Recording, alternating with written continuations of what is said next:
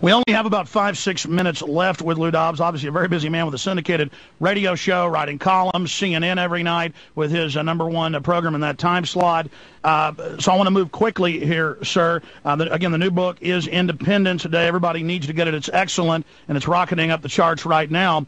Lou, I want to talk briefly about yourself. Growing up in Texas, your life, getting into the media, being a journalist. When did you start waking up to, as you say, the new world order and these elites, and the last 5-6 years really turning the heat up on them? What was your awakening to these elites?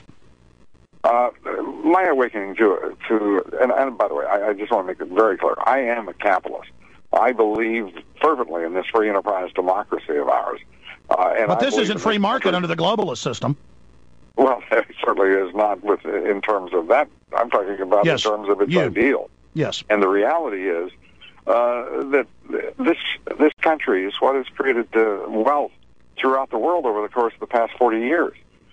This great economy has driven just about 3/4 of the wealth generated in the world over the past 40 years. But my awakening came on September 11th, 2001. In which I saw the way in which this government reacted and responded and failed to stop that vicious terrorist attack. It came in 2001 when Enron collapsed. With the corporate corruption scandals of 2001 and 2002 and the way in which corporate America refused to work in the national interest and to look to the common good, but rather to try to maintain and preserve a world without regulation or responsibility. They made it clear that they could care less about this nation. Right, absolutely.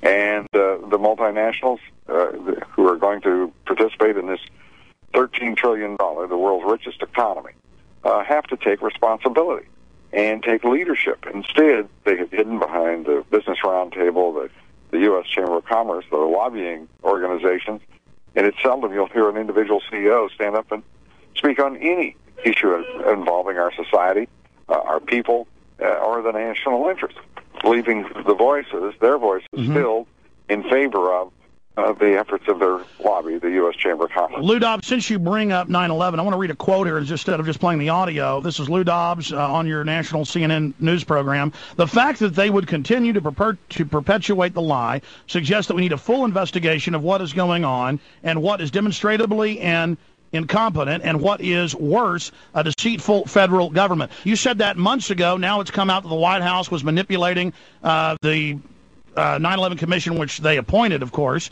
They first tried to give us Kissinger. What are you talking about, incompetence versus deceitful federal government surrounding 9/11? Well, I'm talking about, in this regard, I'm talking about the idea that we give George Tenet a gold medal while the CIA failed to act intelligently and responsibly to stop that attack. I'm talking about a government that continues almost 7 years after September 11th to leave our borders wide open and our ports insecure, with 95% of the goods entering this country uninspected. It's unconscionable. At the same time, this president, the Democratic leadership in the House and the Senate all claim to be concerned about the American people's safety and welfare during a time of war against terror, and yet they leave our ports and our borders wide open. That's deceitful, it's dishonest, and it's irresponsible. So that brings me to my next question. It is such a manifest fraud to have the banks accepting consular matriculas that you can get out of a Cracker Jack box for illegal aliens. Bush trying to give $140+ billion to Mexico for their military, when it's been all over Texas papers for a long time. Now it's finally in national news that Mexican troops shoot at Border Patrol, come across, grab drug shipments away from sheriffs I've interviewed that have had Mexican troops stick German machine guns to their heads and say, give us the marijuana back. All this is going on, and then meanwhile, they're setting up internal checkpoints to search Americans and check our papers.